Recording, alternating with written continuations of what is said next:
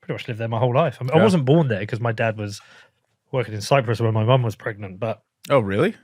Yeah, I was nearly born in Cyprus. But shit. my mum and dad went out there to work. Was your dad a businessman, diplomat, or? No, aircraft engineer. Oh, wow. Yeah, so he worked for Monarch Airlines and had an opportunity to go out to Cyprus to turn planes around. So he took my brother. Yeah, not going to pass that up. No, and he took my brother and sister, my mum. They all went out there, and then clearly he had a few beers one night. Had a look at mama, and then mum got pregnant pretty quickly. And then he didn't want the hospitals weren't right, so he sent mum back to the UK first. Okay. So she was staying with my granddad. So I was born in Reading, but as soon as I was born, I was taken back to Bedford. Right. Okay. No, I've lived in Bedford my whole life, apart from 3 months in London and when I was at university in High Wycombe. Okay. Yeah, it's my town. You went to university at High Wycombe? Yeah. That's weird. I went to Bucks. Well, the only place that did the course, I wanted to work in the music industry. Do you remember I did that fanzine? Yeah. And so they were the only one who did this course. It was music industry management. It was all about working in the music industry. The course was terrible. I quit in my second year. I was like, it's bullshit. But yeah, no, Bedford is it's a very important place to me, and I'm trying to do everything I can to lift it up. So today you're in the room as I've declared war with the local council. Well, it's just insane to me that like they're kind of picking sides. Like if there's one football team that's clearly ascending through the ranks, you might want to hedge your bets a little bit, right? And like just be open to the fact that maybe this one will have a better chance at actually putting Bedford on the map for football, right? Versus another one. I mean, we already have. Yeah. We've already done. It's one of those weird things, Colin. It's like you can only assume. I mean, for people listening, you know, they know I own a football club, right? And Luxor, thankfully, is a sponsor. Really, really appreciate that because we couldn't do this without the sponsors. But we're at a point where they've cancelled the renewal of our lease with 2 years left on it. Really? So, yeah, so in 2 years, we don't know where we're playing. They're meant to have renewed it. They gave Bedford Town a 99-year lease. There are our rivals now, our next door neighbours, but they. I'm not gonna suggest, as somebody who's in a libel lawsuit, I'm not going to suggest why this happened, but they've not renewed our lease, and it is to do with Bedford Town. So I can say that because of the meeting we had with the council. Can you fight that? Well, I am fighting this because the thing about these leases, they are the only reason they're allowed to cancel the lease is to if they've got a new purpose for the site that's non-football. Yeah. Okay. So otherwise they're meant to renew, and they're also meant to find us somewhere. They've cancelled the lease. They haven't found us anywhere. Every deadline they've given us, they failed to meet. There are certain people gloating around the town that we're losing our lease. It's going to screw us. So you have legal grounds to actually fight this? We do, but they're always kind of like loose legal grounds. And, you know, suing your local council is a tough thing. Yeah. But in the end, like, I know what I'm doing for Bedford. I know I'll have popular support in the town. And I know what councils are like and what council's doing. But it's not a fight you want. I want to work with the council. Right. It's like, work with us. Right. We've got a ladies team that's winning the league, a men's team that's winning the league, following a promotion last year. We're putting on a conference in April where 500 to 800 people are going to come to the town from all around the world. The hotels are going to be full. The restaurants will be full. There's a couple of £1 million of inflow to the town. Our club is being supported by people all around the world. Every game, someone's flown in from America or Canada or Mexico or Lithuania. Like, we're good for the town. Right. What the fuck are you doing? Right. Just showed you that even kind of localities can have some bullshit political mess, you know? Well, this is where Stefan Livera say, see, I told you, Pete. Fucking trust governments. And I mean, look, I don't envy the work they have to do because I'm fully aware the budget restraints council have, and they have a lot of commitments, a lot of social commitments, welfare, dealing with kids from abused homes and degenerate families and kids whose parents are drug addicts and abusive. They're dealing with mental health issues, homelessness. They've got a lot to deal with. I get it. It's not an easy job. But don't interfere with the good stuff. Yeah, you should remain impartial at least to that, right? Like you shouldn't be taking a side on this issue at all. Like you said, if it's good for the town, if it's good for the football club, it's good for the town. Yeah. And they should just let it be. Well, the problem is dealing with these councils. You're often dealing with people who haven't worked in the private sector or had success in the private sector who are making decisions that affect the private sector. Yeah. You know, and this is like, I know somebody's listening like, get onto Bitcoin, but this is related all to Bitcoin. Yeah. It's related to a lot of the things that are dysfunctional, I think, with just a lot of governance and governments at this point, and like why there's so much crisis of confidence. I mean, think what you want about him, but I was listening to Jared Kushner on Lex Fridman, and one of the points that he made was, you know, in the Trump administration, they brought in a lot of private sector guys who actually knew the ins and outs of business. And usually in the business world, you don't produce results, then you get canned. Yeah. And in the public sector, that's almost never the case. Like and especially in the US, like there seems to be never any sort of like ramifications for bad policy or bad decisions. These people just end up becoming entrenched. Well, who lost their jobs in the public sector during COVID? Yeah, right. While cafes and restaurants were closing. Yeah. Who lost their jobs? Exactly. There's an interesting, I posted an article about on my Twitter about UK councils. I mean, at the moment, there's a huge issue with local councils and funding. And I'll get Danny to bring it up. I tweeted out, I think they should have bought, I think I said they should have bought Bitcoin just like yesterday or the day before. So if you go into... what's the people just not wanting to support them? Or like no, it's deeper than that. If you keep going, there we go. So town hall debts levels staggering MPs one. Can you open up the article, Danny? So this is a really, really interesting thing. And there's a really good Bitcoin lens for this. The debt mountain at UK councils has reached staggering levels, posing a risk to local services, the Public Accounts Committee has said. BBC analysis shows that UK councils owe a combined £97.8 billion to lenders, equivalent to £1,400 per person. So I was like thinking, oh, I need money, because we already know like our government's over $2 trillion in debt. Right. Now the local councils are in, approaching $100 billion of debt. And I'm like, where are they borrowing this money from? I don't know who. I mean, one of the councils, I think it's Thurrock, a black hole of 469 million. Debts reaching, hold on, what's this? Yeah, debts reaching 1.4 billion. Scroll down a bit more, Danny. Here we go. Look at Woking. A debt of nearly, what's that, about £18,000 a person who lives there? Mm-hmm. Did it say anywhere where they're getting this debt from? Well, some of it might be coming from the US financial system, right? So look at this. The council has proposed 12 million cuts next year, including the removal of all public toilets, a phased 3-year closure of a swimming pool, and ending the funding for a theatre. It said leisure centres and 13 sports pitches were all threatened with having funding removed. So this is what happens is the good stuff goes. Yeah. Yeah, sports, theatre, arts, it all gets damaged. And what you have is I think these councils generally have people, like I don't even want to like directly attack them as individuals, but as a structure, it doesn't have the skin in the game of a private enterprise. Right. And they can just make poor decisions and roll in, roll out. Yeah. But the effect of this is the people paying their council tax, they're losing pitches. Yeah. And the funny thing is, so they're wondering, why are we even paying this tax? Exactly. So it's a broken structure full of incompetent people who have no experience. This reminds me of, I don't remember where I read this, but someone made the point that a lot of the entitlements in Europe are actually propped up through the Eurodollar system. Okay. And through borrowing from borrowing like US dollars and being intertwined with the US financial system. And Edward Chancellor talks about this a little bit in The Price of Time. It's a really, really good book I've been reading right now. And it's kind of a depressing read, but I had always kind of heard it from Bitcoiners and from other people on podcasts. Like you've had some great macro analysts on, but I never really fully appreciated until I read this book just how much of the global financial system ticks with the dollar.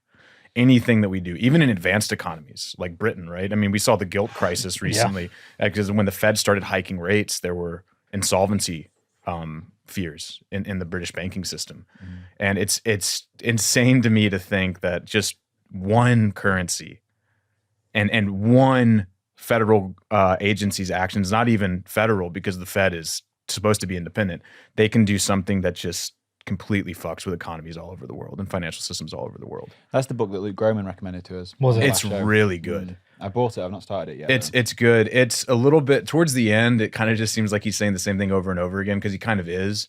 But the thing that really struck me about it too is just how many historical analogs there are to what's going on right now. Yeah. You know, like people always talk about Bitcoin in relation to like the Mississippi bubble, which was the Mississippi Company, which was a French company. Well, a company started by a Scotsman, actually. I think his name was John Law.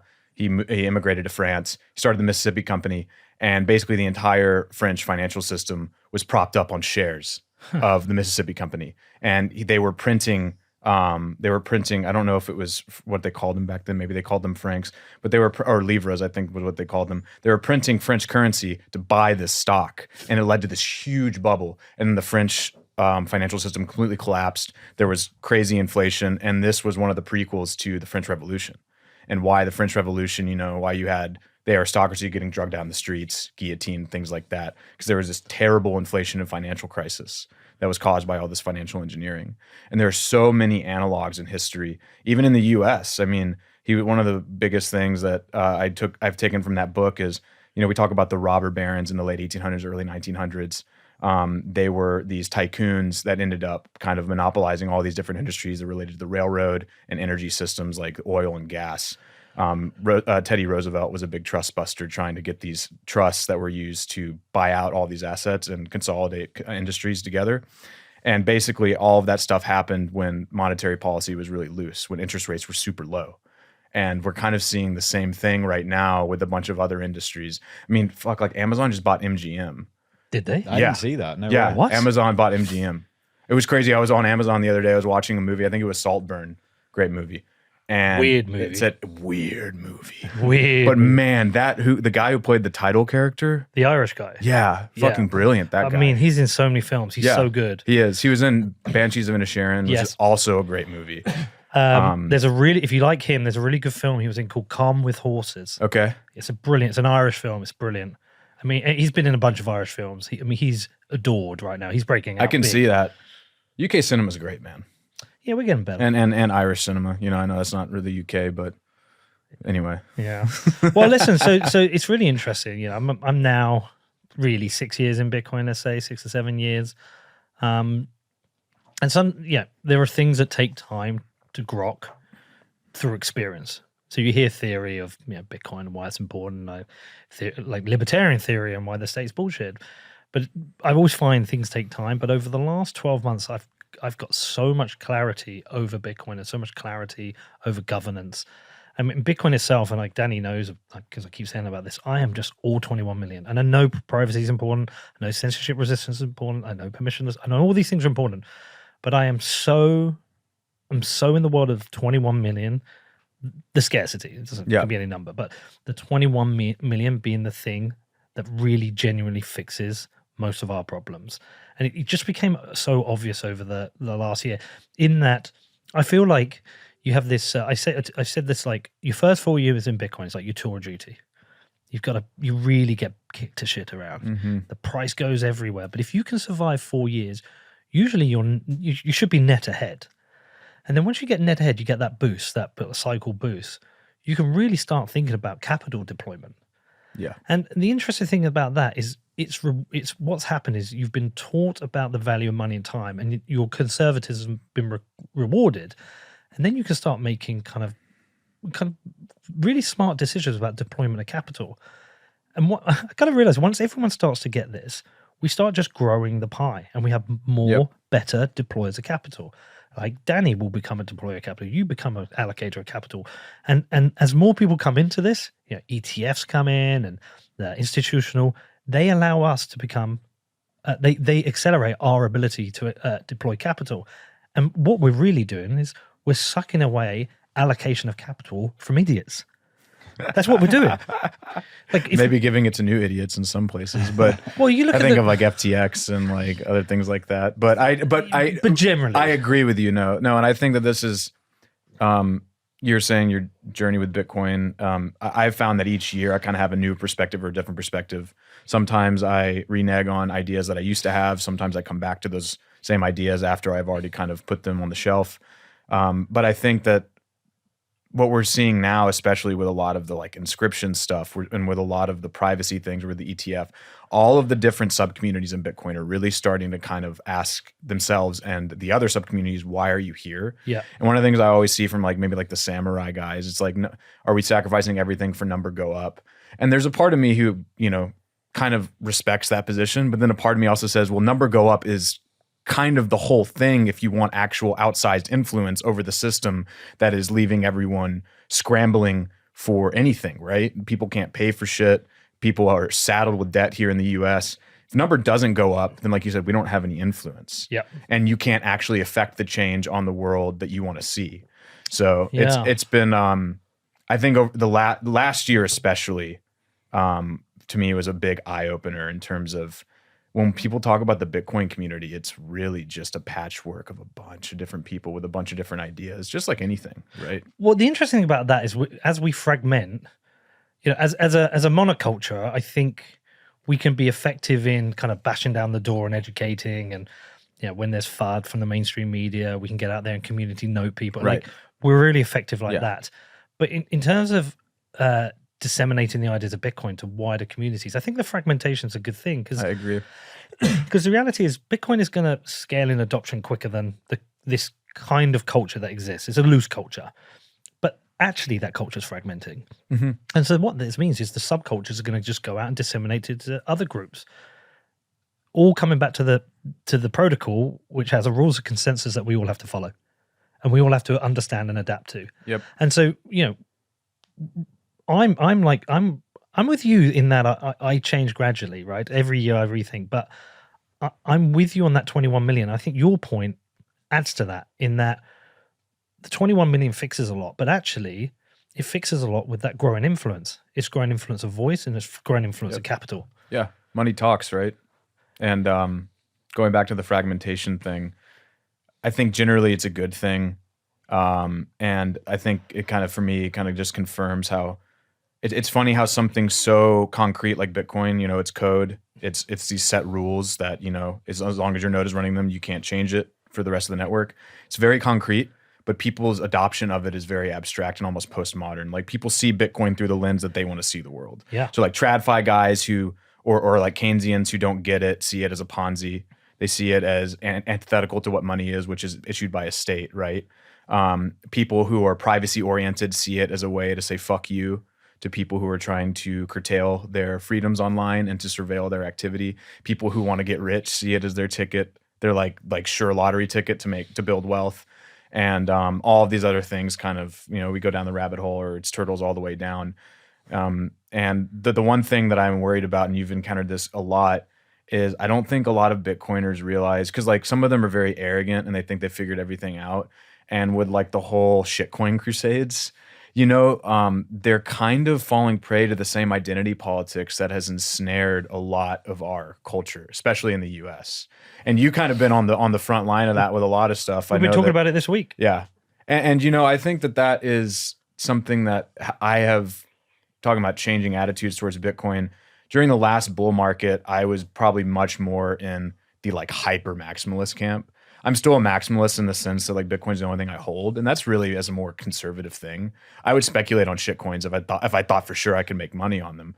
I used to be more like that, and then the more that I've gotten involved with some companies in the space and moved from journalism to a startup in the space, I've backed off on that a little bit, because it's just, if you're looking through the world through a lens of like a single ideology, you're probably missing a lot.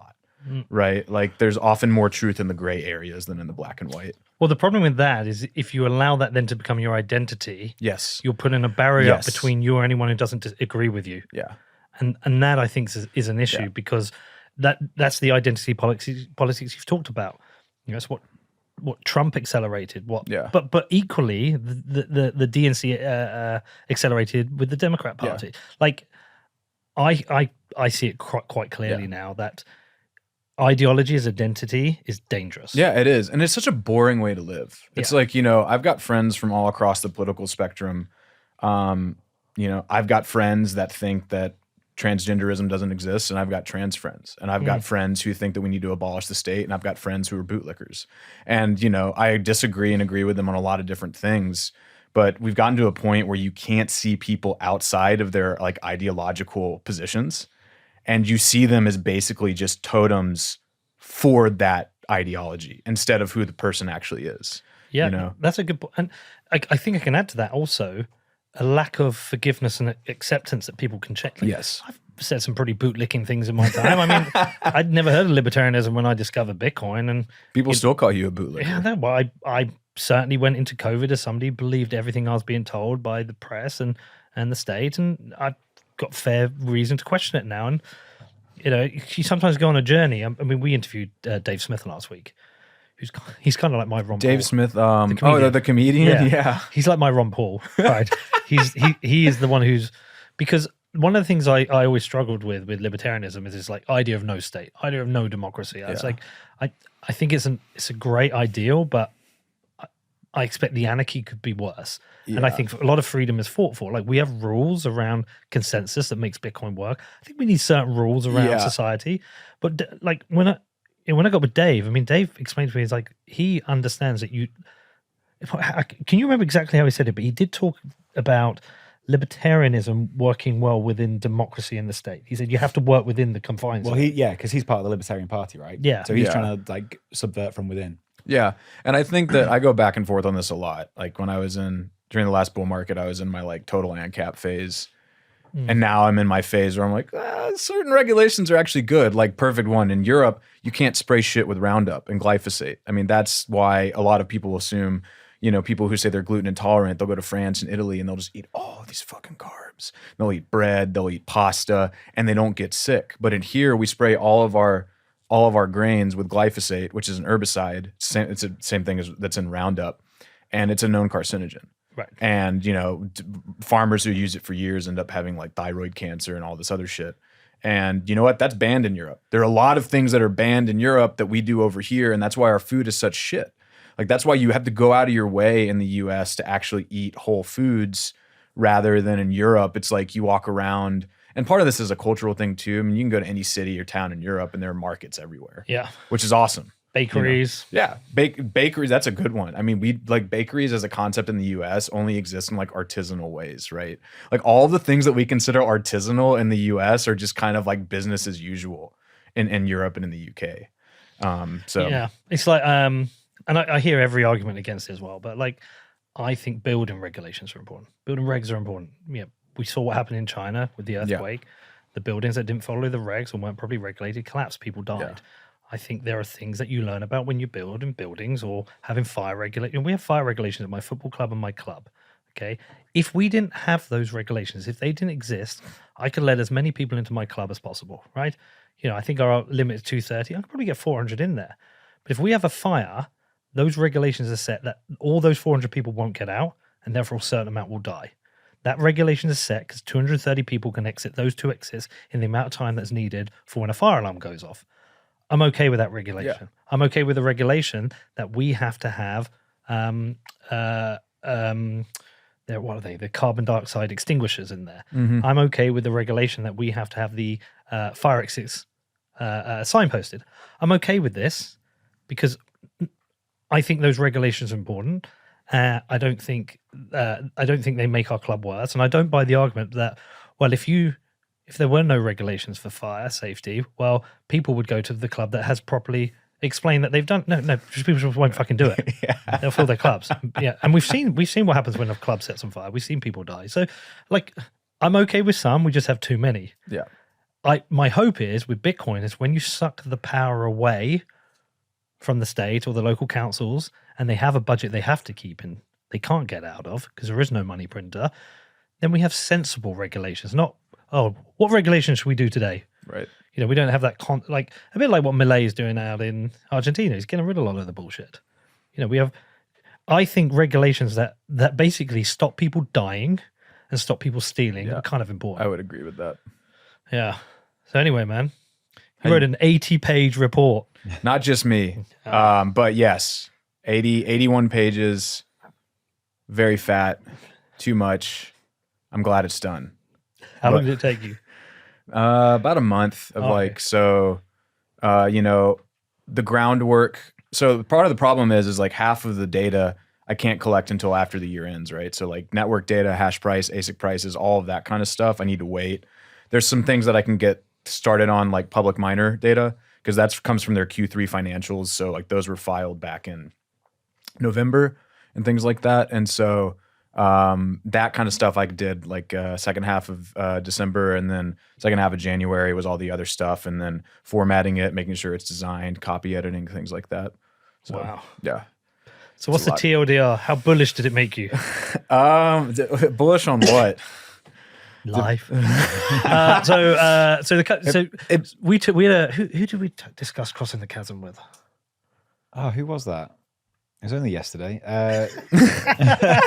Was it Harry? Oh yeah, it was Harry. We did a that's show right. with Harry Sonic. We talked about crossing the chasm. Do you know that book? Mm-mm. It's about like tech trends, tech innovations. You know, Yeah. you step up with the early adopters and you've late adopters, laggards. But there's a chasm. Like the chasm is almost into the mainstream, right? Right. What, I see. Yeah. And some things Feels like we're there right now with Bitcoin. yeah, because Yeah. sometimes here you Is go. this? Innovators, Yeah. visionaries, Okay. I've seen this chart. Right. And so the thing about the chasm is sometimes you can't cross it. You know, there's a bunch of innovators that are interesting. Like something like PGP would be an interesting one. Yeah?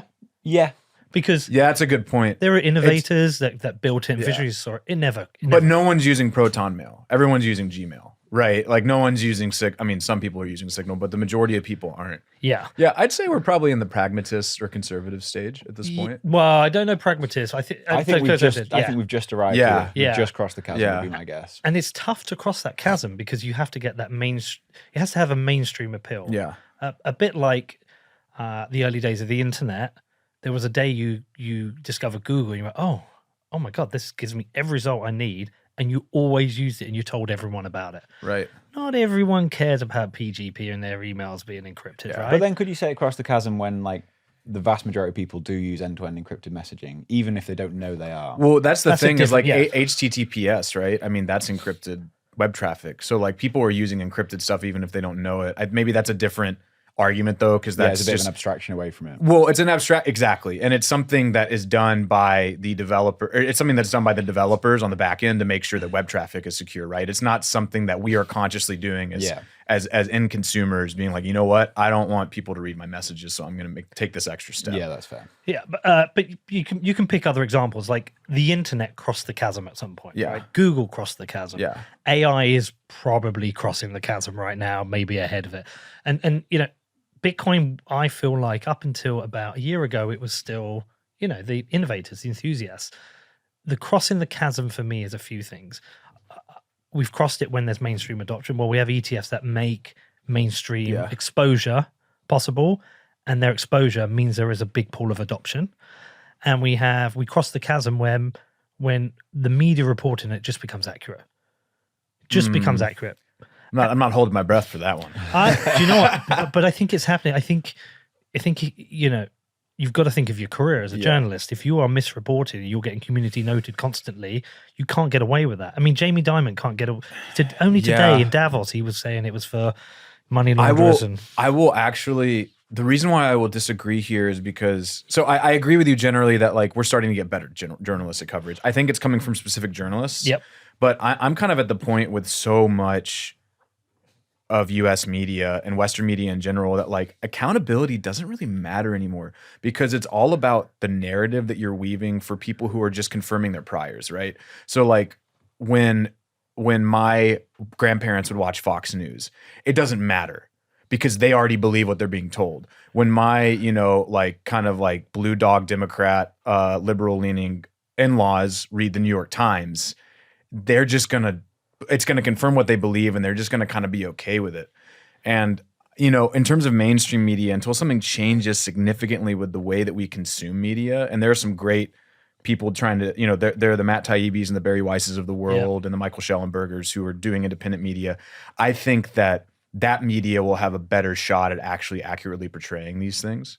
But, you know, when I read the New York Times talking about Chinese Bitcoin mines, and they've got some national security expert on there being like, yeah, well, the big risk is that they can cause a national brownout by coordinating their electricity consumption and ramping up at a time when the grid is in a shortfall. It's like, what are you talking about? That's not how any of this works. Yeah. But it got printed with the New York Times, and my father-in-law asked me about it.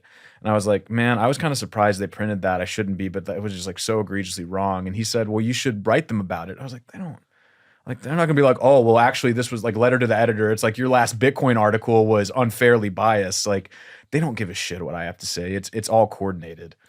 Yeah, but I think as we cross that chasm, I feel there's a strong alignment between understanding Bitcoin and truth.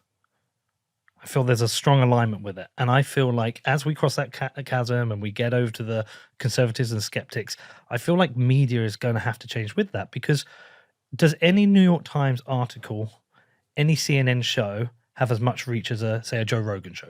Okay, that's fair. Like media in general is starting to change, and those new media sources will reflect different truths. I think that's probably right. Yeah, and we need good ones, because not all these independent people are good. No. Some of them are shocking themselves. But but I feel like there is a collapsing and a breaking of the traditional media. I mean, the problem with like 24-hour news, it's shipped for free with your cable TV or satellite TV in the UK. You just get it shipped with you. But we're also moving to a time where people, I think, we've got the consumption of podcasts like this, other podcasts. I would agree with that. Consumption of stuff on Twitter. Not many people, my generation and younger, certainly my sons, are watching any 24-hour news. And it's the ratings are shocking. I don't remember. I was listening to Rogan a while back, and it was something like the primetime slot only got like 50,000 viewers. Our show does That's insane. I know, right? It's like we are kicking CNN's. I know, isn't that wild? Yeah, it's cool, and I love long form podcasts for that reason, because for the first time since radio was really prevalent, you've actually radio hasn't been relevant for years, but you can have people kind of just turning on when they're washing dishes, when they're doing a workout, when they're driving to work. You don't have to rely on being tethered to your TV and seeing, like, I know this is cliche, but seeing like 5-minute segments over like, it's like, so how do we solve the problem in Gaza and in Israel? And it's like a 5-minute segment with like 4 people on a panel, Well, I mean, I try and think about, when do I listen to the radio, which is, 24-hour, and when do I watch scheduled TV? The only scheduled TV I watch is sports. Yep, same. Because it has a start time and a finish time, right? And I very rarely, the only time I ever listen to radio, funny enough, is if I'm in the US and I've hired a car and I'm driving. I say I've got a 4-hour drive. I have a flick through the radio because I kind of like Republican radio. Like talkback radio. Yeah, I find it really funny just to listen. Oh, it's hilarious. Generally speaking, I consume audiobooks, podcasts, YouTube channels, and snippets on Twitter. Any different? No, not at all. I don't even have regular TV on my TV. No, me neither. But I think there's also like an incentive mismatch for the journalists that maybe it may not always be their fault. Like if they're preparing for like a 5-minute news segment and they have to do something on Bitcoin mining, they're going to go to like the DeVries of the world because they're like the trusted sources. Yeah. They're not going to go find like a Colin article. And so I think also it's like time pressure on the journalist side. I completely agree with that. And I think this has been a big problem with most of the mainstream media. Because Bitcoin often would only become relevant for them to cover when they were going to get the clicks for it during bull markets. Yeah. They're not keeping a full-time crypto journalist on staff. Like now Bloomberg and some of the other ones in Forbes, they'll do this. Do a good job, actually. Yeah, they do. They've really, I work with Forbes as a senior contributor, and shout out to Steve Stevens, their head of research for that. Lee Kuhn's there now as well. But one of the problems was when there'd be a bull cycle, basically they just grab like the youngest person they can find who's hip. And it's like, you cover finance, you cover tech, or you cover, like something else like politics. And they're like, okay, you need to learn this and write articles about it. And it's such a dense field to cover. 100%. And it's impossible if you've only just jumping into it to really be able to parse through all the bullshit, because there's a lot of bullshit. Well, if I think of you think of the mainstream like BBC or Sky News, I think there's probably 4 categories of Bitcoin they cover: record prices, price dumping, a massive fraud like FTX, or some environmental attack. Yeah, that's the only thing they do. And it's funny you say the environmental. I think you nailed those 4 categories, and that's the only time they really cover Bitcoin mining. And that's sort of changing after the China mining ban in 2021, as so much more mining was reshored onto the U.S. and into Canada, especially here in North America. I think that the coverage for mining, certain places did a very good job of getting reporters on that beat, like CNBC with Mackenzie Sigalos is a good example. She's great. She is good. Yeah, and she used to talk to some of our team members, and she would actually take the time to ask the right questions. But going back to this thing, the chasm, I think that event for Bitcoin mining in general was us crossing the chasm in the mainstream a little bit, in the sense of understanding, just what is going on here. I think Bitcoin mining, funnily enough, if you can kind of explain it to certain people, they may think it's all worthless, but they actually see what's going on behind the scenes. Whereas before, they think Bitcoin's just a number on a screen. They see these farms and they see all this hardware. It really concretizes it for them. And they see, okay, there's actual real industry that is going into this. Now, Real jobs. yeah, real jobs, real construction, real labor, real on-site stuff. Now, if you tell them that they're basically just playing a lottery, that kind of, kind of throws them back into the realm of abstraction. It's actually why I think the it's not an anachronism, but the inaccuracy that people will still say Bitcoin miners are solving complex math problems. They're really not. It's a guessing game. They're just guessing numbers. Yeah. Yeah. But that's less, I think when you tell journalists that seems wrong to them, because they're like, there's no way that they're just guessing a random number over and over again. There has to be something more to this, which is like, no, it's literally just spitting out numbers until you get the right one. But the way I always explain that, I say, look, it's a guessing game. But the more of these ASICs that are playing the guessing game, the more secure the network is, and you want security because it's money. Yeah, for sure. And that's it. I think it's much better to show, and I think we've made some ground in what's happening with like Gridless in Africa. Yeah. By the way, shout out my son. He started work at Gridless in Kenya 2 days ago. Are you serious? Yeah. That's good for 2 him, days man. ago, That's awesome. He flew out to Nairobi. Big shout out to Eric. I don't remember his last name, but He'll be here today. Really? Yeah. That's cool. I'd like to shake his hand and meet him, because that is, for me, one of the coolest use cases in terms of like actually monetizing otherwise wasted energy in places that need it most. Well, we just went out there, saw it. Yeah. We saw it with our own You eyes. filmed there. We filmed there. That's awesome. The place was incredible. And it's funny because at night, I mean, I didn't see this, but it got explained to me at night. It goes completely dark, but then you can see these little areas of light. This is when we were having dinner. It was so cool. We were sat in this field having dinner, and I was sat next to the guy who built the hydro site years and years ago, and it's never really made economic sense before Bitcoin mining. And we were sat having dinner, and there's like patchy light every now and again, but pretty much everything's dark. And he pointed at like the foothills and was like, all those lights are on because of that hydro site you saw today in Bitcoin mining. That's so sweet. Yeah. And I can't tell you how like poor this village was. It's literally almost mud huts. Isn't Yeah, it? mud huts. But I mean, they're the ones with light. Yeah. the poorest so people cool. you've ever seen. And this is one of those, I think, for most mainstream people, this is what's counterintuitive about Bitcoin mining, because they're hit with the headlines of like, it uses this much energy. And it's like, hang on, guys, that's not always a bad thing. That can actually be a good thing, because if that energy is not being used, then no one's paying for it, then it can't be reinvested. The money from that, the revenue that you would be making, can't be reinvested into other energy generating assets. Well, I'll give you a little example, right? This village, poor, very, very poor village. One of the poorest places we've seen. But we went along with the people who worked at the mine. We drove up there. And as we're driving back, we stop in this village and we get some cold drinks. And the reason the drinks are cold is because the guy's got the little shop now as a fridge. So we had a reason to stop there because he had cold drinks, and the reason he could sell cold drinks, he's got a fridge. The reason he's got a fridge because they've now got power. And so you just see this like one little bit of new productivity. Those secondary effects from it, yeah. And then what does he do? He earns a bit more money. Where does he allocate that capital? It's just a tiny example, but it's that very clear example is that you give people energy, you allow them to become more productive. And so that's a great story. But we have it this week. I mean, the US has been hit with some storm. Yeah. We're seeing all the data now coming in from Texas where the miners have powered down to provide the extra power. And so I think we're starting to get the real evidence that makes those who write the DeFreeze of the world, the people who write these or contribute to these nonsense articles, we can community note them. We can highlight that they're just talking shit. Yeah, they are. And on the note with the storms in the US, I was looking at data from Hash Rate Index today. Apparently, like I think it was something like 119 exahashes came offline. But that's on the 3-day average. So for those that don't know, when you're calculating Bitcoin's hash rate, you basically have to look at network data like difficulty and transaction times to back into that metric. There's no live metric. You can average it out on, we do it for 3, 7, and 30-day averages. And so the 3-day, you're looking at swings more or less in real time. And it was like 119 exahashes came offline. Contextualize that. What percent of the hash rate is that? That was like a fifth of the hash rate. Wow. Yeah, or a sixth of it. I think it was at like 600 or something like that on the 3-day.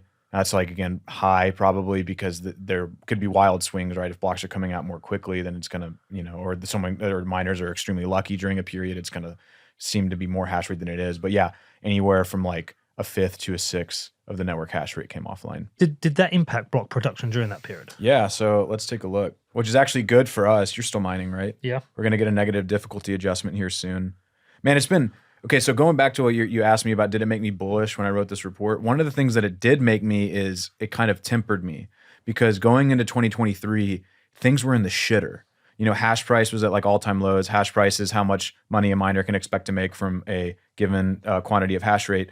Bitcoin was in all-time lows. These public miners were puking in their valuations. Core just went bankrupt.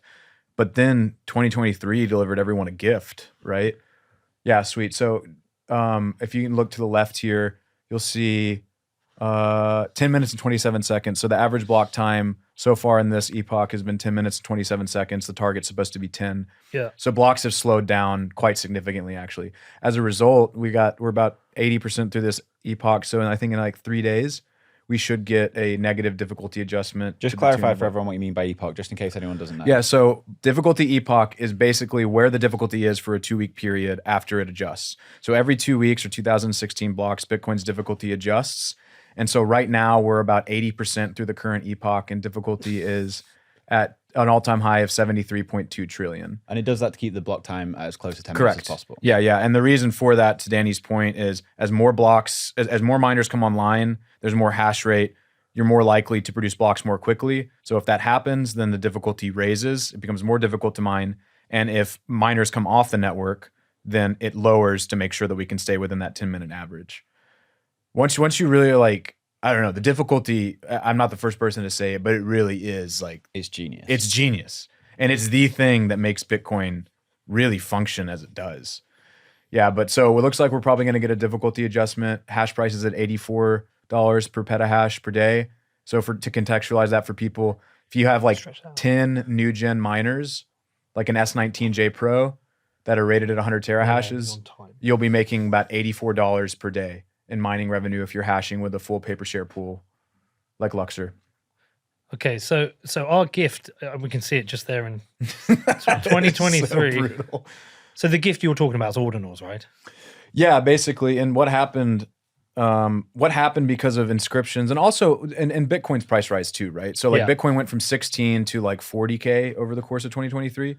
As a result, hash price averaged like $74 or $75 per petahash per day over the course of 2023. That's not very good historically, but if ordinals and inscriptions did not exist, it would have been much lower than that. It would have been maybe in the 60 range. But doesn't that always average out? Like if ordinals and inscriptions ended up contributing a consistent amount of Bitcoin, the miners will just become more competitive, and eventually it comes down anyway. Like, doesn't it always just to get to that marginal cost? So yeah, it's hard to say, right? Because I think that there are two factors here. One of the factors is that a lot of the public miners who make up like 24-25% of the hash rate, they have extremely low power costs. And in some cases, even when they're not making any money, they're staying on because they have PPAs that they have to fulfill. And they also can raise debt. They didn't raise much debt last year. They raised a shit ton of equity because their stocks were ripping. Like, I think it was like 4 stocks raised over 100 million in equity. One of those was Marathon. It was like $600 million from equity sales. So those guys can stay on a lot longer. The other thing is too, you have, miners in low cost production areas like Russia who are, basically getting their energy for nothing that we can get it for here in North America. And they're going to stay online regardless. Now, to your point, if hash price is higher, there are going to be miners, and we actually saw this if you look at nonce data from Coin Metrics, there are going to be miners with older machines that turn them back on. The S9 is back on. The S9s, so they're very small, but it was like a percentage point that came back online over 2023 as a result of hash price ripping. So are they private companies in Russia, or is it public? It's private, yeah. Okay. Yeah, because none of the public companies in the West can do business in Russia. No, I meant, is it government? That's a good question. I don't know. I don't know enough about that. I talked to some Russian miners at Bitmain's at their mining summit not in Dubai, in Hong Kong, and they said that it to me it seems to be that it's a lot of private miners. Some of it is public in as much as it's like a public official who has interest, kind of like the same thing we saw in China, right? Mm-hmm. But I was telling Danny before the show, Bitmain was saying that and some secondary sellers in the ASIC market, so the computers, they were saying that Russia was their biggest customer in certain quarters last year. I think it was Wow. like Q2 or Q3. They were like buying up rigs by the boatload. This is a new Cold War, the ASIC Cold War. I think it's so it's got to contextualize it with the Ukrainian war because as I understand it, you know, Western sanctions just cut off a bunch of Russians from the Western financial markets. So all these Russians were starting to look for yield and they were starting to look for alternative investments. Well, Russia's got a shit ton of oil, shit ton of natural gas wells, right? And a shit ton of flared gas. And so what was the obvious choice was then to just throw a bunch of miners on there, or even power plants, right? Like coal and natural gas power plants. And so now Bitcoin mining has kind of emerged as this alternative investment class that these Russian oligarchs and these Russian investors can tap when they're cut off from the rest of the Western world, you know, which is interesting. I mean, it just goes to show you never really know, you know, the downstream effects of all these different policies. So, oh man, insane. Okay, so going back to your 80-page report, what rather than say what are you bullish, what are you most bullish on? What are the key standouts for you? Maybe in terms of like things that highlight the maturity of the Bitcoin network. Yeah, so I think that the crazy thing is that even when, I mean, like I said, we had a pretty decent year last year for hash price, more decent than I thought we would have. Because, you know, for to contextualize it for your listeners, we entered 2023 basically at all-time lows. So Bitcoin's all-time low for hash price is like $55 per petahash per day. So again, if you have 10 S19J Pros, you're making about $55 a day. And so it was looking really bleak, and we had an uptick from that. But does that become like a floor price though? How do you mean? Like is there like a floor price where it never goes below that? No. There isn't. No, I mean, theoretically, yes, because if it gets too unprofitable, then you have more miners. And so this is what we call, like you said equilibrium. It's like supply and demand equilibrium.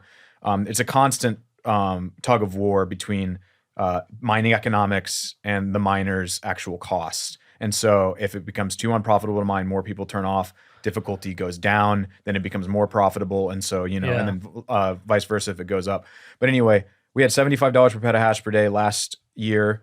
And in 2022, it was $123 per petahash per day for the average. Because even though 2022 was a bear market, you still had times when Bitcoin was at like, you know, 40, 50, 40, 30, and difficulty wasn't as high. So the thing that this report taught me, you know, hash rate and difficulty basically doubled over the course of last year. So hash rate on the 7-day average went from 255 exahashes to 516 exahashes.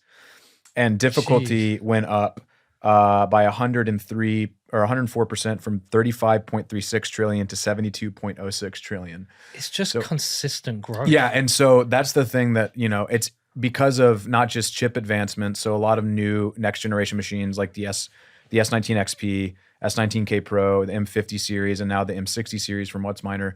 These are coming online. They have higher hash rates. They have better efficiencies. So they're better at producing more hash rate for less power input.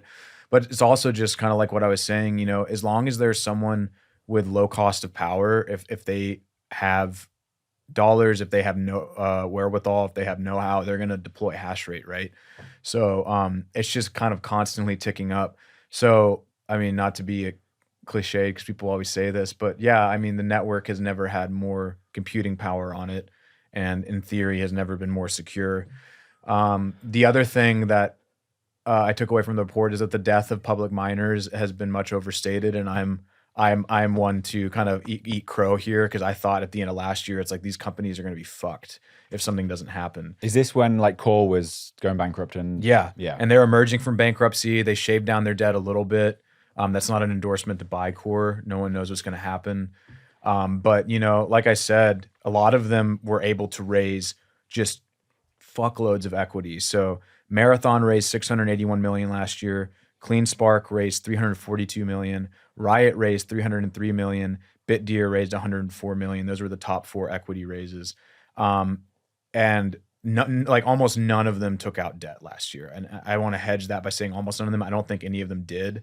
And part of the reason for that is debt is becoming very expensive for them. The Fed raised rates. Yeah. So the kind of ASIC financing deals that we saw back in like 2020, 2021 where miners would take on debt from these financiers like Galaxy, NYDIG, Foundry did this. They're no longer doing that because the interest rates are too untenable, but their stock prices were ripping. So it was favorable for them to dilute shareholders, issue equity. And because of that, they've paid down debt. They're also funding operations. So, you know. How much of the hash rate is in the US? Ooh, that's a good question. I think it's probably shrunk. It probably peaked somewhere. And just for listeners, this is totally spitballing based on like, well, it's not spitballing. There's a loose methodology by looking at public miners. Yeah. And we've looked at like kind of Luxor business data for the private miners to kind of fill in the gaps. Probably peaked somewhere like 45%. Now, you know, it's probably somewhere in the ballpark of 35 or 40. Okay, interesting. Yeah. Would we worry if a certain amount of hash rate hit the US, like if it's 50, 60, 70%? Because in that hyper-competitive market of public miners, there is that interest in growth. Yeah, I personally don't want that much in the US. I think that the probably easiest attack vector for, you know, the state against Bitcoin mining would be the public companies. So okay, let's game that out. They take control of the public miners. They direct all the hash rate as a 51% attack. I mean, I don't think it's that. I think it's more like censorship. So like basically, and you know, you saw Marathon tried to do this a while back where they like advertised mining OFAC compliant blocks, where they basically took a filter for their block production and they filtered out addresses that are on the OFAC sanctions list. And what you could essentially have is, let's say you had 50% of the hash rate, all in public miners, all in the US, which would be a stretch because a lot of these miners are expanding to like Latin America. Some of them are in Iceland or Norway or Sweden. Some of them like Marathon are setting up in the Middle East. But what you could have is you could have the US government going to them and saying, you need to build a proprietary pool that excludes these addresses from your block production. And then you would basically have a censorship filter through those public miners. Okay, I mean, annoying, but someone's they're still gonna get into a block at some point. My favorite theoretical attack in like from a regulatory side, and I don't know if it actually works in practice. Bob Burnett was the first person I heard talk about this. I don't know if it was his idea, but is the idea that if there's too much public mining in the US, regulators could go like turn up the day after a difficulty adjustment and just force them all to turn off. Then that could lead to like a year until the next difficulty adjustment and blocks just not. Yeah, that's interesting. I don't, just knowing how like the separation of powers works in the US, that would be really hard to pull off just for the fact that would be challenged in court super hard, right? Yeah. And also the utilities would have an incentive there to not have that happen because basically you're like the government is going and telling their clients that they can't do certain things. And the utilities would say, no, they have a contract with us. Oh, I see. You can't just tell them that they can't turn on. Yeah. You know? So, I mean, is there like, if we go like full fascist mode, of course that could happen. Currently, I don't really see that as being a problem, but I could be wrong. I don't, you know. Well, it's one of the reasons I've become pro ETF because I think the more people have Bitcoin or Bitcoin exposure, which is almost anybody who's got some kind of portfolio account now, but anyone's got some kind of exposure is now incentivized to be Team Bitcoin. And we've certainly got Fidelity, Team Bitcoin. Yeah. We've got BlackRock, who, you know, let's be real. Let's be realistic about BlackRock. You know, they're not the most. How do I put it? Let's just say it's good to have Larry Fink on your side. It's nice. It's good. It's also scary though. It is, but it's like this is the great thing about Bitcoin. Like all our incentives align. We're 21 million. Yeah, everybody is aligned apart from the money printers, but that's just very small. Yeah, but to Colin's censorship point, they're not aligned on that. They're not aligned on, like they may want all public miners in the US to follow an OFAC compliant list. Yeah, look, that would be terrible. Hopefully it's not going to necessarily have to happen because I'm kind of the mindset that public miners will continue to diversify outside of the US. Yeah, I think that but even if they did that, the tentacles of the state stretch that's true. beyond the US. Even if they, to your point, even if they did that, they still might force them to do that because they're domiciled in the US. Like that's true. Not all of them are. Some of them are domiciled in Canada. Some of them are domiciled in other jurisdictions around the world. Like Northern Data is a German company. Canada hate restrictions. Man, Canada's sad. I mean, they used to have more hash rate than the US. Now I think their share, based on our most recent report on them on Bitcoin mining in Canada, is like 4 or 5%. And And it's hard for a lot of Canadian miners, unless you're entrenched, to actually get new power blocks. Like they're just like not, they're not extending new PPAs to, especially incoming miners. If you're grandfathered in, it's a little bit easier. But that's why Bitfarms, you know, they're kind of setting up shop, and they've been in Argentina for a while. They're expanding in Paraguay. You know, Have they gone into Europe as well? Let me check. I'll pull up that chart you put in the report. That was cool. I think that they have a little bit in. Maybe they have a little bit in Sweden or Iceland. No, they don't. The public miners that I know of in Europe are Northern Data, BitDigital, BitDeer, and Hive, and they're all in the Nordic countries: Iceland, Norway, and Sweden. So this is quite a cool chart showing where these miners are based. Yeah, so basically it's kind of like a density map of public miners by megawatt under management. So it looks at Canada, the US, parts of Europe, and then parts of Latin America, and then also Bhutan and UAE. And basically I group the miners based on their hash rate footprint. So it's under 51 megawatts, 51 to 100 megawatts, 101 megawatts to 300, and over 300 megawatts. And you know, as you can see, right, like the biggest one currently for a public miner that we know of in Latin America is in Argentina, and that's Bitfarms, and it's like, I think like 60 megawatts. And then in the US, it's just huge. Yeah. I mean, you just look at here. Texas. I know, Texas, they're just everywhere, man. And the overlap and the ones that are like, you know, if you see like one in the middle, like right there, I think that's, who is that? That is one of Hut 8's facilities, and it looks like it's Marathon in the middle of it. If you look at that, like if there's a dot within another dot, that means that miner is hosted there. So that's one of Hut 8's facilities that it currently manages thanks to its merger with US Bitcoin. And if there's overlap, like in Nebraska, it's the same thing. I just didn't put them overlapping because I didn't put them in the middle because they were like managing the same amount of megawatts. I was surprised there's any in New York. There's a lot of hydro in New York, right? There's a lot of hydro, and the interesting thing about New York, and this is kind of a, you're seeing this in the Rust Belt too. I've thought a really good, you know, a good documentary might be something like Rust Belt Revival for Bitcoin mining. Because basically what you're seeing in New York, you had a lot of industry in upstate New York and a lot of industry near the border with Canada because Niagara Falls, there's a lot of hydro. Yeah. So you had a lot of industrial, a big industrial footprint, a lot of manufacturing that's just totally been offshored. So you have these massive warehouses, you have all of the power infrastructure, but no one's using it. And so the Bitcoin miners basically came in, they're like, well, this is kind of already, there's warehouses here, there's electrical infrastructure. And so a lot of them have kind of filled in the gaps. You know, one of our mines, well, we used to host here, we don't anymore. Luxor hosted some rigs for R&D in Illinois, and it was a former, I think, steel refinery. Or either that, or it was like a girder manufacturing plant. Maybe they didn't refine the steel, but it's just in the middle of nowhere in Illinois, and no one was on the land. And then miners kind of came in and started making use of some of the warehouses and the energy that they had there. So, Can we see Europe? hey, it's still there, man. There's some. Yes. Yeah. Well, the Nordic parts of Europe, I mean, makes it a bit digital. Have invited us over. Oh, cool. They said they will fly us over to go and see. Oh, you should totally do it. Yeah, because they want to the show one us in what they- Iceland. Yeah, they want to show Dude, us that would be so sick. Are they geothermal? Yeah, I think so. Yeah, it's funny. They actually put out a press release where they were like, "We are not affected by the volcanic eruptions." Just wanted to make sure their shareholders weren't freaking out. Like, is your facility submerged in molten lava? Yeah. But is that the only place in Europe? Basically, yeah. I mean, there This are is public, smaller right, shops. These are public miners. So there may be Right. private mining elsewhere. There might be private miners elsewhere. Like there was a company and at the World Digital Mining Summit, they're Italians. They claim that they're mining there. The problem with Europe is just so much. The energy is so damn expensive. Yeah. Yeah, but the thing is, like, can we find that number on curtailed wind energy in the UK? It's just Right. Okay. So that's a great point.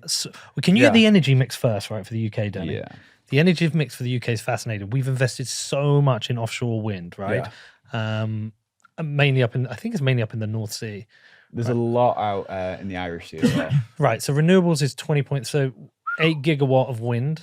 Yeah. This is right now. This is live. Yeah. Is that Europe or UK? This is the UK. Okay. All right. So do we know, with that 8 gigawatt, is that a day? I don't think so. This is current consumption. 110 pounds per megawatt hour. That's not awful.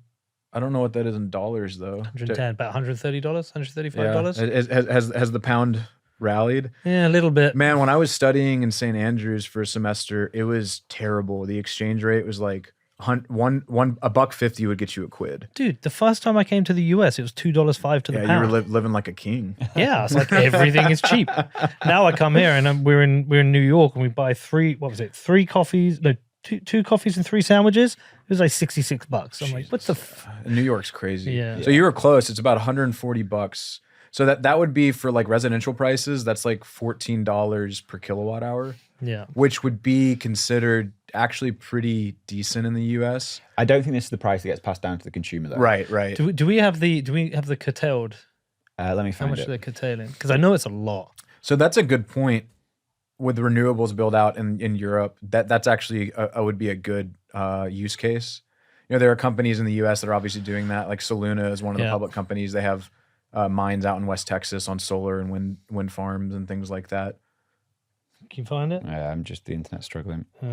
Because the interesting thing about the UK is you could go to, they could be curtailing millions every day, right? So it says here, Britain wastes enough wind generation to power 1 million homes. I don't know exactly how much that is. I love how they say waste. It's like, it is wasted, but like there's nowhere for it to go, guys. Unless we stick Bitcoin miners there. Yeah. What's this? There. 10 gigawatts of wind farms in Scotland. However, the grid can currently only transmit a maximum of 6 gigawatts. So that's 4 gigawatts there. Wow. How much? Contextualize that for us.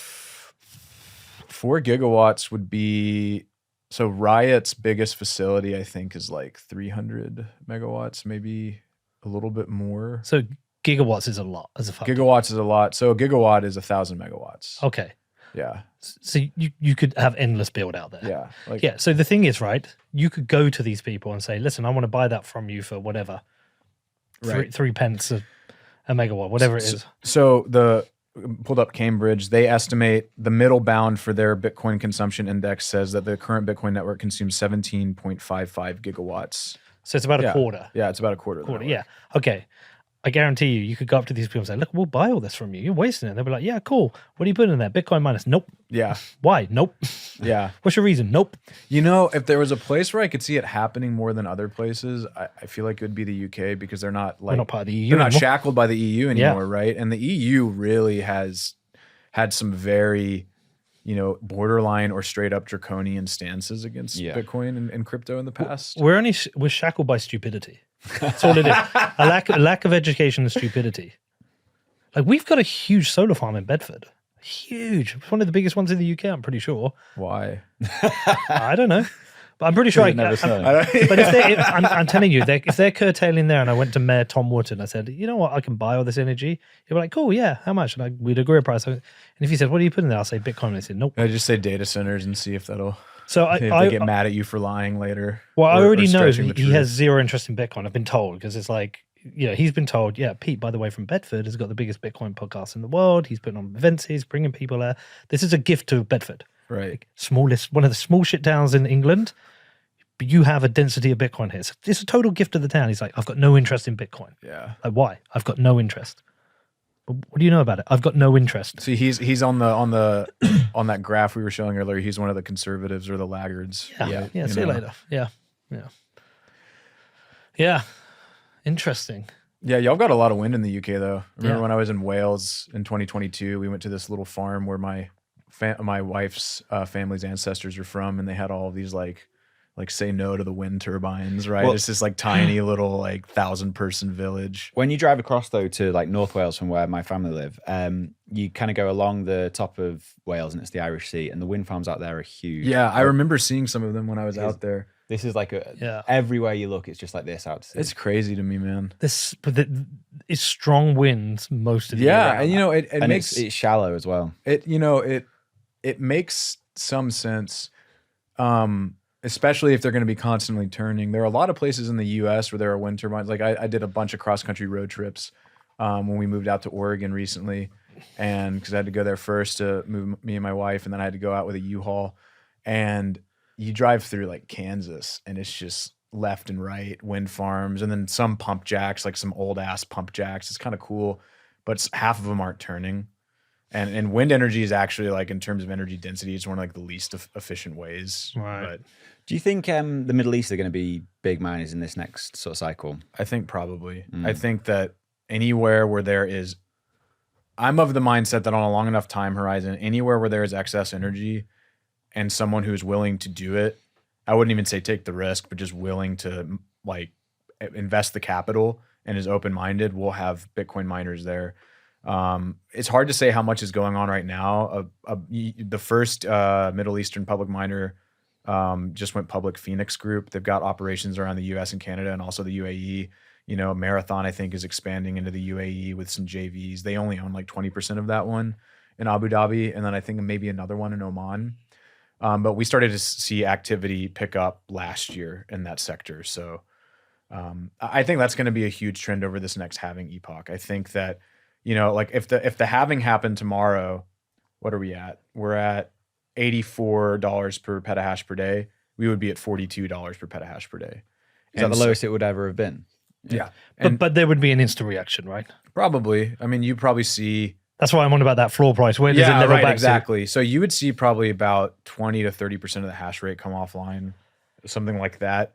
When 20 to 30% comes offline, what happened? Does that mean block production just takes 20 to 30% longer?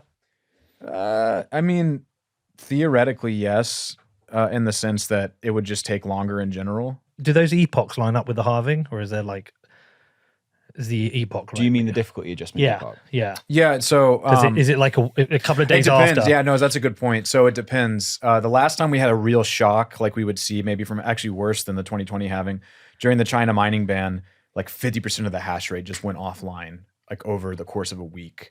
And I think we ended up having a difficulty epoch that lasted, it was like 16 or 17 days, which doesn't sound that bad, but it was very slow. What was block production average time, Joe? I don't know. I think it was something like maybe 12 minutes. I mean, but something. in the grand scheme of things, It doesn't matter. Yeah. Yeah, no, it doesn't matter. Like when I send a transaction, you're waiting 6 blocks anyway. Yeah. So whether I'm I mean, waiting an hour or it's gonna definitely be a pain in the ass, but I think with the halving, it'll kind of be it's going to be slower than that, right? Like not everyone's going to immediately turn off. Some people are going to immediately turn off if Bitcoin's price doesn't do what they think they're going to do. Maybe they'll kind of wait. Maybe sometimes if they're like saying, oh, maybe we get a pop, right? And, you know, obviously just to kind of. Is it a staring contest? Is it a staring contest? Yeah. In terms of miners, who's going to. I think most miners are pretty rational. Like if they're not making money, they're just going to turn off. Some people might just kind of YOLO it and just, like I said, wait and see. Maybe they're hopeful that Bitcoin's price will pop. And that's, again, to caveat, if Bitcoin just absolutely goes on a ripper, like let's say Bitcoin doubles between now and the halving, then, you know, you're going to see much less of the network is going to be much less affected. We're going to halve on a double. Man, I hope it does. 'Cause I'd like to stay online for a little bit longer. Can you get the hash price thing back up? Yeah. But to contextualize what a $42 hash price would look like, you know. Oh, hash price, sorry, not Yeah, hash price. There you go. The break-even power cost for like an S19J Pro, which I kind of use as the like industry standard because it's the most commonly deployed, Yeah. would be like $63. See, it looks like Or 6.3 cents per kilowatt hour. So $63 a megawatt hour. So it looks like that floor is about $60.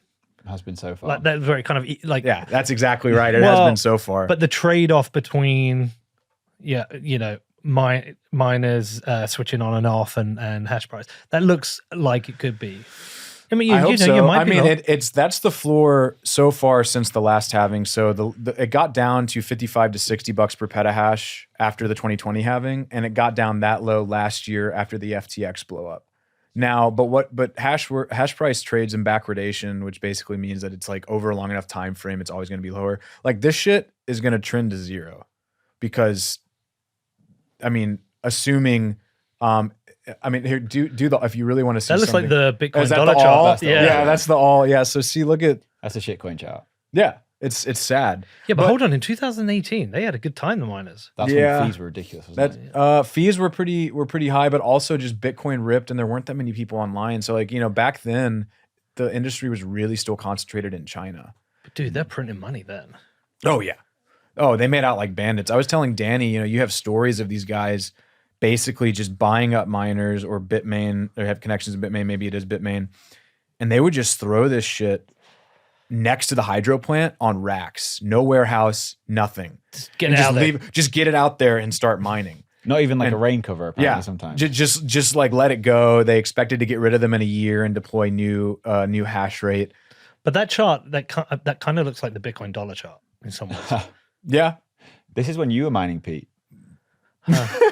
So hold on. And also- no, it wasn't. It wasn't. That's not And true. the other thing too, I started in January. if you actually had a petahash back then, that would be quite a lot, because the most efficient rig back in 2017 was the S9. So I started in January, and I was mining. You got the Dragon miners, right? I got 70 of the Dragon miners and 70 S9s, right? And I was mining at in the January. That's when I first switched them on, and I made money. And then I went into February, and I lost my about broke even, and then I started losing money. I was paying 18 cents, and I was into a 1-year contract. I was like, yeah, I'm that idiot. Did you just like have a warehouse somewhere outside of Bedford? Some other guy. No, it was in the US. Some guy did it. Some guy was like, you want to get into mining? I met him in LA. I was like, yeah, totally. It's like, he showed me his facility. He said, look, if you get the equipment, I'll switch it on. It makes me more efficient. I'm great. So I ended up buying these S9s from Bitmain. But it was those days, when they used to do a release, you just had to try and get in. Yeah. But you had to have Bcash, right? So I had to transfer my Bitcoin to Bcash, and then and in the end, if I did just held the Bitcoin, I mean, what were we talking? That was $140,000. Don't think about it. What was the Bitcoin price in probably about 3-month lead time on the miners? Would you say? Yeah, I'd say so. So October 17. October 17. It would have been just over about 5K. Yeah, about that. Yeah, so 140K divided by 5K. Peter, just don't think about it. What's that? 25. Come on, live math. This is not my strong point. 36. I use say Excel so. for my calculator. Man. Either way, I kind of wish I had those Bitcoin now. Yeah. But it wasn't one of those ones where I actually just had the Bitcoin. Yeah. I had dollars, and I think it's like anything. It's bought Bitcoin and Bcash. Or it's whatever. kind of just a learning experience, right? Yeah. And The every lesson I've had in Bitcoin has been just hold Bitcoin. yeah. Just keep buying it and just keep buying it. One thing I will say about mining, I bought my first mining rigs at the top of 2021. I paid in Bitcoin though, and that actually ended up being, even though rigs were super expensive, like my first S19s were like $11,000. Now they're trading for like $1,000 if you're lucky. I paid $10,000 yeah. for 5 S19s. Yeah, and exactly. And so basically though, like I bought with Bitcoin, and ROIing in Bitcoin for that was actually more or less on par, because I sold at the top when Bitcoin was at like 56 or 60,000. That's what I used to pay for the rigs. So what's funny is like, if you look at like actually BTC denominated at different times, sometimes it plays in your favor even when you think it wouldn't. Right. But generally speaking, the reason you mine is so that you can produce Bitcoin under spot. Yeah. And it's very hard to do. I mean, even the public miners don't really do it when you factor in like all of their. If you were just factoring in their power price, then it'd be fine. But these guys have massive overhead, right? Yeah. I think I was able to use my losses against profits for the business. Right. So I think I worked out, but I don't feel like it was like 36 Bitcoin though at the time, or whatever it would have been in Bcash. How many S9s did you buy? No, I know I bought 70 and they were 2,000 each, but I can't remember the actual price I paid. But maybe it was in November, the price or something. Okay. But whatever. Well, that would have been expensive, right? Because not as expensive as buying in like December or January when Bitcoin was at peak prices for that cycle. But. Yeah, I don't feel like it came out of my Bitcoin. I can't even remember. Either way, it was a stupid decision. I never should have done it. I learned a lot from it, and therefore. And then so you decided to do it again in 2018, and in 2020, 2021. Yeah, so I mine. I think I've mined over a Bitcoin now with those. Yeah. So I paid 50,000 for those. Miners, and I've mined about 1.2 Bitcoin, I think, in profit, and I still got the machine, so I'm close to about break even now. Yeah, but at the time, if I spent 50,000 on Bitcoin, I don't know when was that though. Well, the other thing too, though, about mining though, that was in the summer of 22. Don't know, because I used you guys, didn't I? Yeah, I'm trying to remember when that was, or that was in 21 actually, I think. But anyway, all that being said. The thing I like about mining though, if you're trying to kind of, I mean, not diversify totally, but it's a way to have passive income instead of like, you're just like, people always say, well, you should have just bought Bitcoin. Depending on the time, like I might not have deployed that capital all at once. I might have decided to break it up. But like when you buy a mining rig and you actually have decent power, then you're just basically dollar cost averaging every day. Yeah. Maybe you don't make out as much as if you time the bottom perfectly, but I've almost never done that. Well, the last set, those 10 I bought were at a time when that was a dollar purchase. That wasn't a Bitcoin purchase. I bought them with dollars, like company, well, pounds really, but company profits. And that would have just stayed in the bank account. Yeah. So, but my biggest lesson is leave it to the professionals. It's not for me. Yeah, it's tough. And I think in the future, after this, one of the long-term trends I anticipate, and this is not necessarily super insightful, a lot of people have said this, but I mean, eventually, man, if you just look at this hash price curve downward, right, the backwardation of how it just keeps getting worse year after year, eventually it's just going to be energy producers. And it's going to be maybe miners that are contracted by energy producers, but most people are not just going to be able to set up a hosting business and, you know, get power blocks for 70, 80 bucks a megawatt hour and expect to turn a profit. It's going to be like giant ass miners like Riot that have power management strategies. It's going to be, you know, companies like the TVA here in Tennessee or other power authorities that are using Bitcoin as a way to soak up excess energy. It's going to be edge cases like gridless. You know, you're going to have to increasingly find an edge to survive. So here you go. I've got a bet with Harry Sudok. Okay. He thinks in the next halving epoch that there'll be a 50 Bitcoin block mined again. I took the under on that. Oh, I want to know your take. The next epoch, there will be a 50 Bitcoin block mine. You're talking about the 4-year cycle. Yeah.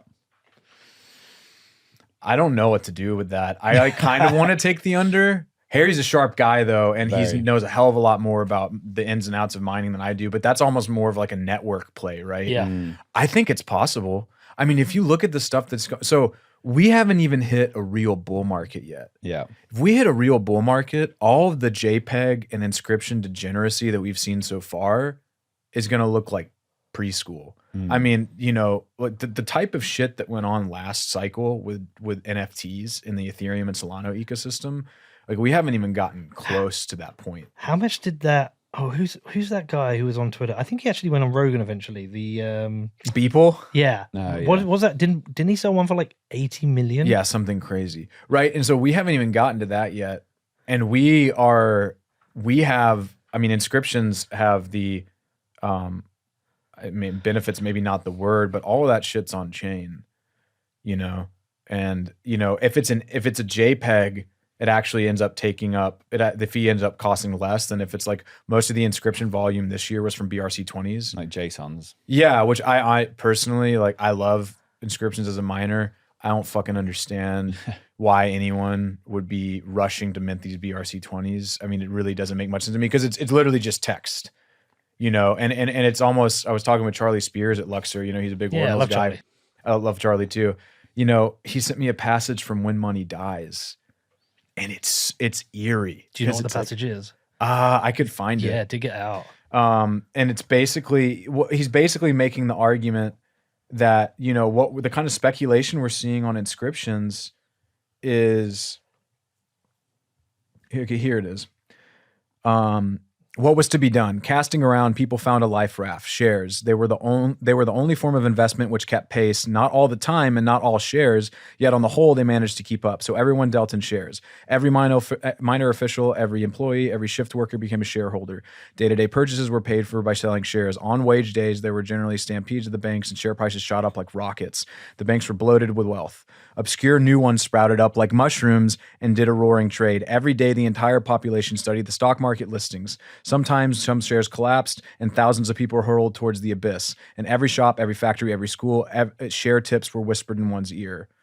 And so, you know, to me, you know, people were like, well, why would anyone pay like $1 million for these JPEGs or these inscriptions? And I also love it when people like, you see like some hardcore maxis being like, oh, you're just trying to scam people. Like if that's true, the scammers are scamming each other because people aren't irrational. There's a reason that they're trying to flip these things because some people have made millions of dollars selling a fucking JPEG of a frog, on Discord or through Twitter or on a Telegram chat. And to me, it's kind of insane that we're at this point, but people are looking for returns in any way they can. When the money's broken, this is the kind of stuff that you get.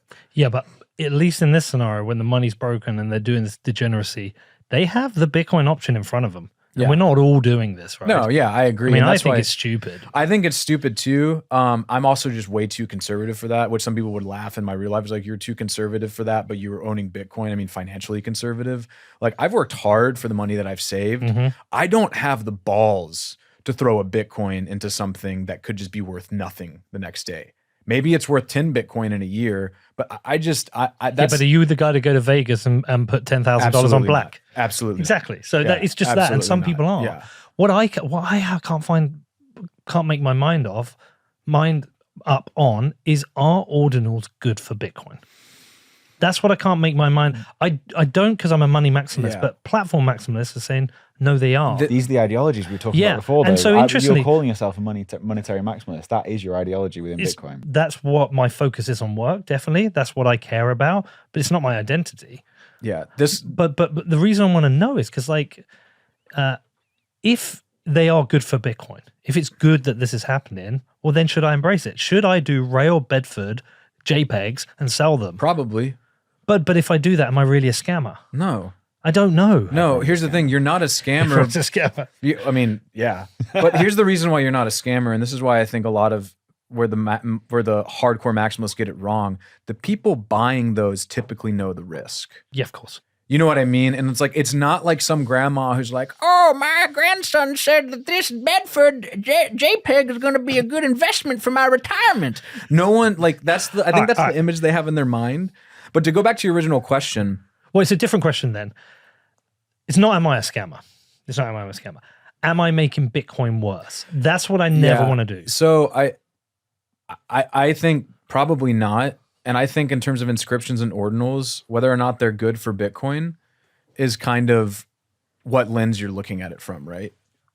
Because basically miners will say that they're good for Bitcoin because they're making more money. Good for the show if he walks in. JPEGers will say that they're good for Bitcoin because they're bringing in more revenue for the miners. I think they're good in the sense that they're bringing in like people from the ETH ecosystems and who otherwise wouldn't run Bitcoin code and stuff like that. Overall, though, I don't buy the argument that they're necessary for like Bitcoin to survive, especially with like the block subsidy and budget and stuff. So Shinobi's in the house. Do you know Shinobi? I've never met Shinobi. No. All right, Shinobi's in the house. I've only ever heard him screaming on Spaces and calling everyone an idiot on Twitter. Well, we're about to get that. Yeah. What Bitcoin Look, he's does. got this big smile on though in real life. I like the hat. It's the hat. I'm fucking bullish on that hat. We don't have to rush to finish. What do you think of the stories of 2024? What is it you and Luxor are looking at, you think? For miners? Yeah. Do we get a Zeta hash? Ooh, that's the big one. Under over on Zeta Hash. I'm going to take the under. I'll take the over. Okay. 100K sets? Okay. Done. By the way, I'm a degenerate gambler. If you just Yeah, said I the know. other, I've heard you make literally like just take the other one. a dozen different. Let me write this down because I've got so many bets I forget them. But the reason I say under, just because like, Drew Armstrong has had some points on this. We're kind of getting to the point where a lot of the capacity, like, okay, so people think that you just like throw the ASICs and near an energy source and you turn them on. To actually deploy at that scale, you need a lot of things. You need transformers, you need power infrastructure, you need warehouses, and you need the people to put it together. We're getting to a point where it's like there are a lot of untapped energy sources, but to actually like develop them to be able to support 100 megawatts, things like that, big deployments, it's going to take some time. Where are we right now? About 500. So we're halfway. Yeah. Do we double in a year? Well, it nearly doubled last year. And a bull run, there's more incentive to double. Yeah. What do you think? Which bet would you have taken? This isn't an educated bet, but I would have taken the under as well. Ooh. All right, do you want to do it? 100K stats? Yeah. Done it. Either Danny- 100K stats or a steak dinner at a nice steakhouse. I mean, I don't know if that's probably what 100K. That's probably 100K stats is at that more. point. or Me and more Danny. like at Del Danny, Frisco's. how many bets have we made this year? 50. Yeah, we This is bet on everything all the you time. are a degenerate. And it's funny. We're at a point. There was a point where I was nearly 1 million sats up. I think it was like 950. There's a point in Texas where that was like Oh, no, one no. game of pool. No, because it was 0.1 Bitcoin on the on the Liverpool, and then Man U not getting out their group, Right. 0.01 Bitcoin. Yeah. And then, but I was already down, so that put me up. And then Danny's gradually been I'm nearly chipping back to away. even. So this is a cop out, but obviously it really just depends on what Bitcoin's doing as well. Like I said, if Bitcoin rips, then hash price could stay above that $50 per petahash threshold, and then and almost anything could happen. I'm 200k sats up on Danny at the moment. It also depends on what's happening with emerging mining markets. Like I said, if the Russians and people in South America continue deploying hash, then there's a lot of power assets around the world that are untapped that just need to be developed. So we'll see. A lot of the public miners have got a lot of capacity as well. Yeah, they do. I am a little bit bearish on a lot of the public miners. Okay. I think a lot of them are going to have a hard time keeping up if they don't have, like I said, if they don't have like power strategies like Riot. Riot made I think it was like 60 million in power credits last quarter. And because of that, they can drop their all-in power cost on paper to like under like $20 a megawatt hour, which is crazy. The ones that are forward thinking, like Bitfarms is moving to Latin America, Marathon's finally getting their act together, and so Marathon usually just hosts. Now they're actually buying facilities. Like they bought the Kearney, Nebraska facility and Granbury, Texas facility, which used to be owned by Compute North. Compute North went bankrupt. Generate Capital, their financier, took charge of that, and now Marathon's buying those. So they're going to actually have their own facilities that they run now. All that being said, they're going to have to start getting really smart, because the average industrial power cost in the US is like $70 a megawatt hour. In Texas, it's like 60 something.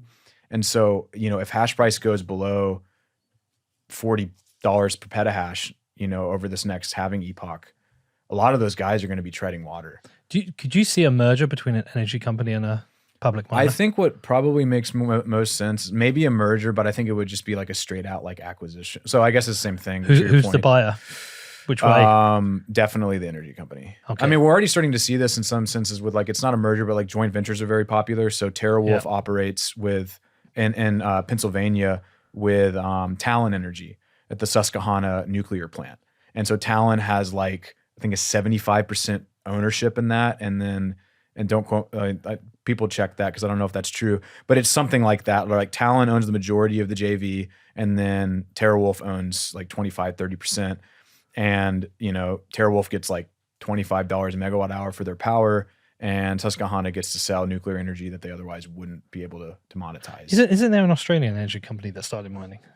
I'm pretty sure there was. Oh, I thought you were joking about Iris. Yeah, me No, too. no, an actual a power supplier. Oh, I don't know. I didn't see that. I thought I saw that. Okay. So that's another, I think, prediction for the next epoch. Like I said, you're going to see, I think you're probably going to see more deployment of hash rate on or near actual power sites. Some of that's already happening. They just don't talk about it because there's still a lot of political risk and social risk, right? Like a lot of these power companies don't really want to be like, oh yeah, we're mining Bitcoin, because it's like so politically charged in the US. What if BlackRock owns them? Or the majority of the shares? I don't like that, man. Yeah. It is what it is. Bitcoin price at the halving. I'm not saying that. That's well, we've got a bet that we haven't declared yet. Have we? You said we've got to have a bet on the price at the halving. I don't know what to pick though. Do you want me to pick, and you want to go under or over? Yeah. Right, where are we now? How long to go? 3 months. So I want to say all-time high. I want to say 69, but then you would definitely go under. So what number? I'm going to be a bear. I'm going to say it's going to be like 30 or something. The 30,000. I don't know why everyone's like super bullish right now. Like there's not really anything. Okay, like just to play out the scenario, we just got the ETF. We just got all these other things, but there's not really anything to suggest that we're going to absolutely rip over the next year, unless if the Fed starts cutting rates, which they will, then it might. But I also think that people are underestimating just what a recession would mean for Bitcoin. Like that would be kind of brutal. Which is why they're going to cut the rates. Well, but it's still that doesn't matter if, Joe Blow has to liquidate his entire stack because now he can't afford his mortgage. Do you know what I mean? If a guy loses his job and he's looking for 6 months of runway to pay his bills, he's going to sell the most liquid assets first. That's why, in the March shock in March 13th, 2020, Bitcoin absolutely got fucked. It went from 10K to 5K within within an hour. And so the most liquid assets are always the ones that are sold first, and they're sold the hardest. Now we could recover very swiftly after that. But I just think like I see a lot of irrational exuberance right now, and I'm trying to like temper my expectations. I would love for Bitcoin to be at 60K or above, but I just don't know if that's going to happen. Yeah, I don't know if I've got irrational exuberance. I'm very bullish just because of signals. Oh, I'm not saying that to you. I'm just looking in how general. much these ETFs are taken off the table. Yeah. So, but I want to get a price that challenges Danny, because if I go 69, you're definitely going under. I'm going to go, where will challenge you? If I go 50, you're going over. I'm going to go 55K. Yeah, I'll take under. You're taking under on 55K. Ooh, another 100K Is that price this moment of the halving? The block. The block that's it's mine. not like if it hits 55K before and then is No, lower. it's the price when it. Perfect. Yeah. Right. And just to be a total rube and talk about, like prices, like looking at historical precedent. I mean, if you looked at Bitcoin before the 2020 halving, it didn't exactly, I mean, we recovered from the bear market, but we didn't exactly like rip right before it. I think it was somewhere in the ballpark of like 7 or 8K. And like we've already doubled from last cycle's low, All right. which was like 16K. What about 1 year from today? You No, pick we the can't do too many price bets on the show. Yeah, we You can. should we do can. 5 years from today. Let's do one. Should do next halving. Let's do this one year from today. You got to pick the number. I'll go under over. Come on, just for the fun. I don't know. I need to think about that. But that's We'll the do it, but I need to think about it.